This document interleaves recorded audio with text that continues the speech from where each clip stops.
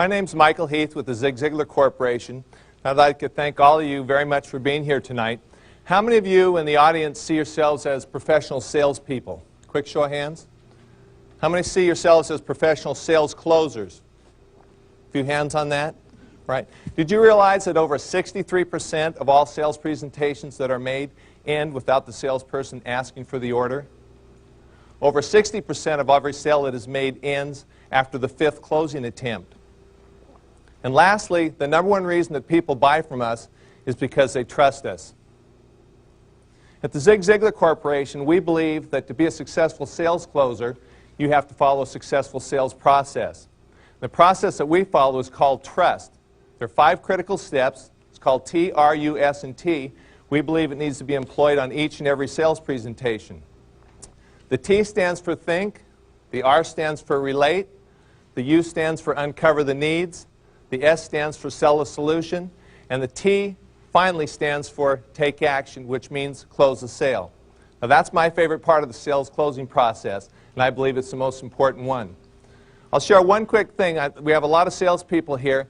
One of the problems we have with people is that they have a lot of stress and a lot of anxiety in the final closing process. One of the things that I did in working with over 500 different corporations and multiple decision makers was I would simply get permission to close at the first part of my sales presentation.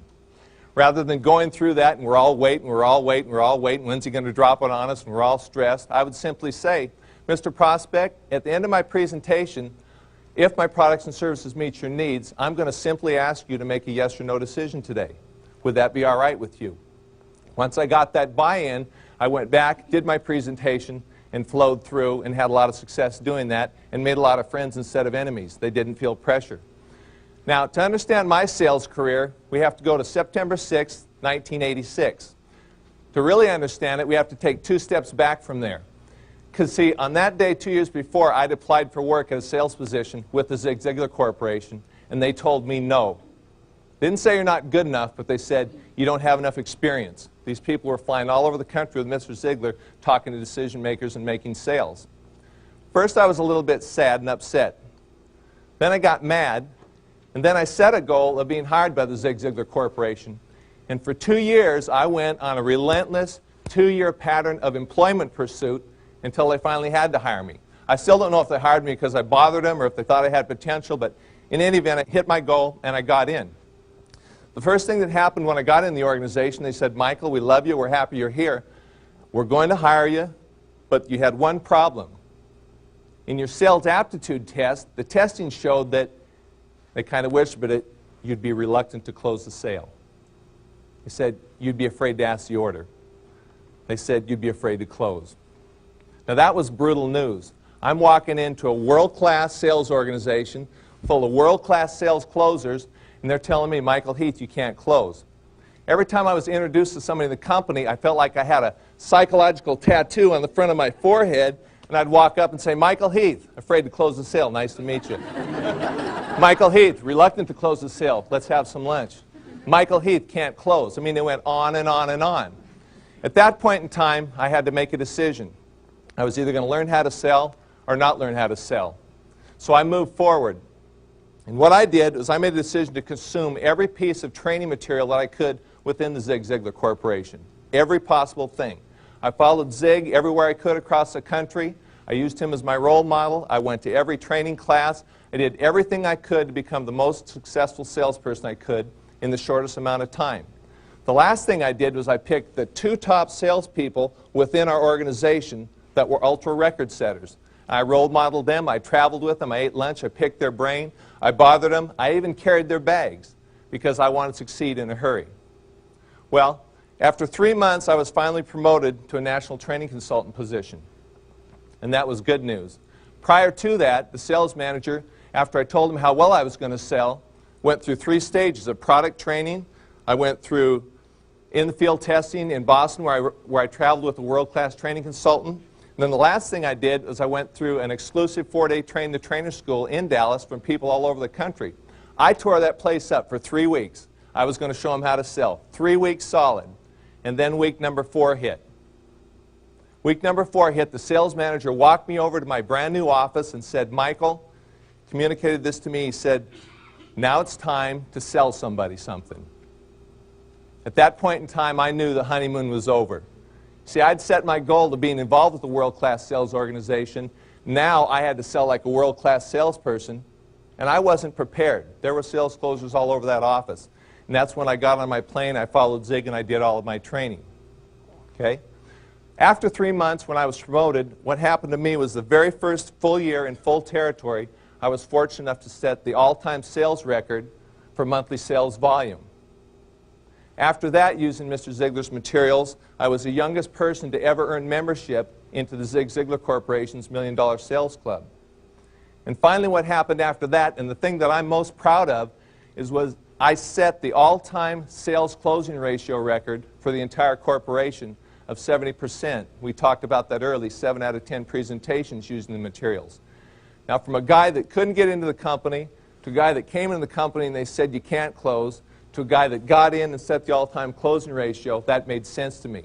But also to me, that's a testament to the Ziglar training systems, because without that, I wouldn't have done anything. Okay? I think the purest form, and a story that I use to illustrate sales closing, has to do with Michael Jordan. Anybody remember when Michael Jordan was playing basketball? We all remember that. Do you also remember when he went and retired and decided to play baseball? We can all relate to that. Well, what happened is I had made a decision to go watch Michael Jordan play baseball. And there are really only 2 people in the world that I'd really go out of my way to see. One, obviously, is Zig Ziglar. That's a good answer, right? Secondly, it was Michael Jordan, the world's greatest basketball player. So I'd gone down, it was a bright sunny day, and Michael was out in the outfield, and he was moving gracefully throughout. He was throwing, he was catching. And then suddenly Michael went to the batting cage, and he started to hit baseballs. And all of a sudden the energy levels started to come out, and everybody started thinking the same thing that I was thinking. That was, wouldn't it be awesome to get a Michael Jordan home run baseball as a souvenir for myself, my children, my grandchildren, and whomever? And then it happened. I was standing there in left field. Michael got a hold of a long line drive, and it looked like it was going out. I took off running for it, anticipating. All of a sudden, I saw it clear the fence and bounce, and it was headed for 6 lanes of ferocious traffic on Hayden Boulevard. Bad news. You got to understand something, though. At that point in time, I'm in my sales process. I'm locked in. All the exit doors are closed. My decision was, do I run straight into that traffic and grab that baseball because I know nobody else is going to do it? Or do I slow down a couple steps and weave through the traffic and get it because I was pretty sure nobody else was going to do that either? Or do I just jump on it and take my chances? Well, the good news is the ball bounced, hit a small pine tree, and dropped in a pile of dirt. At that point in time, a whole army of people jumped on it, and I dove headlong, headfirst on it, and tromped on it. As they started to peel the people off, the guys that got there late in the small dog pile were frustrated, but they were late. They got there too late. There were only 2 people left. There was me, and there was a guy in a white glove. Now, the reason I say white glove is I've never seen a white baseball glove in my entire life. Never have. But the reason I remembered it was this guy was in the outfield, and he was chasing all kinds of baseball and catching home runs from other people. The guy was super aggressive. So when he jumped in there with me, I'm thinking, uh-oh. But I suddenly realized I had my right hand locked on the ball. I had my left baseball mitt over it. I was hugging it. But this guy in the white glove still tugging and grabbing and trying to pull it away. Well, finally, I ripped it away and got up, and I said, not this one. I had the baseball. I had the prize. I'd closed the sale. Now, the interesting part is, as I turned around and walked back to the baseball field, the adrenaline started to wear off. I looked down, my knees were all scraped up, my elbows were scraped up, my hands were scraped up, my wristwatch was full of gravel and dirt. And I began to think, well, I'm glad I hit my objective. Then I looked back over the terrain. When I'd sat out there originally when the baseball was hit, I had gone up a sidewalk, down a grassy knoll, I'd leaped across a cement ditch, up a grassy knoll, and dove into the dirt. And I didn't remember any of it. My point is, in any sales closing situation that relates to a story like this, you're always going to have obstacles and objections.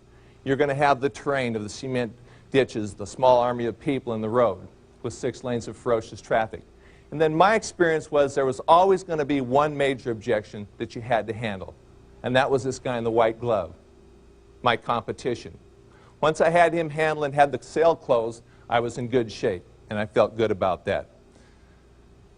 To me, closing is basically 3 things. It boils down to timing, boils down to training, and it boils down to tenacity. You've got to be tenacious in any situation. That was my secret. In closing tonight, first of all, I'd like to say thank you very, very much for being here. I appreciate your involvement and the energy you've given me. Secondly, I always like to give credit where credit is due.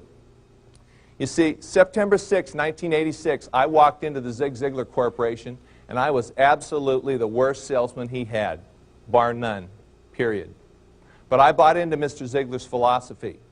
I applied his concepts and principles, and I followed his blueprint for success where he said, first of all, you do the personal development, then you do the sales training development. And I can honestly tell you that I was rewarded beyond my wildest dreams, both personally and professionally, and I give Mr. Ziglar and Ziglar Training Systems credit for that. Thank you very, very much for being here.